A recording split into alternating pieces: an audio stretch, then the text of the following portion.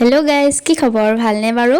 আজি আম খাবলৈ মন গ'ল দেই। ইমান গৰম হৈছে, সেয়েহে আম কেইটামান পাৰি আনিলোঁ আৰু ইয়াত ধুই ল'লোঁ। আমকেইটা ধুই ভিতৰতে থৈ আহিলোঁ। এতিয়া বাৰীলৈ গৈছোঁ। বাৰীত কলপাত পাওঁনে নাপাওঁনে এয়া গৈ আছোঁ। আৰু বাৰীত ইমান কলগছো দেখা নাই দেই, পাওঁনে নাপাওঁ জানো পাই। কলপাত নাপালোঁ। মানুহজনী তাতে চাপৰ গছজোপাটো ইমান ওখ ওখ। চাওকচোন, সুদাহাতে ঘূৰি আহিছোঁ। এই কলপাত নাপালোঁ দেই, সেয়েহে এতিয়া গামলা বাতি এটাকে লৈছোঁ আৰু এতিয়া বাকলি গুচাই লৈছোঁ মই এটা এটাকৈ। খাবলৈ মন গৈ আছে যে, সেয়েহে গৰম বতৰ তাতে বাকলি গুচাই হৈ গ'ল দেই। এতিয়া আকৌ এবাৰ ধুই লৈছোঁ।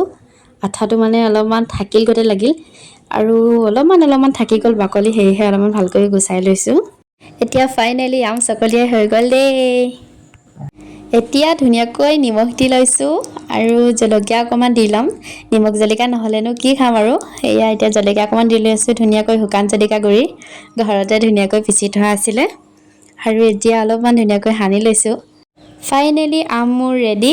এতিয়া এডোখৰ টেষ্ট কৰি চাওঁ দেই কেনেকুৱা লাগিছে। বাহ, বহুতচোন ধুনীয়াই লাগিলে পাই।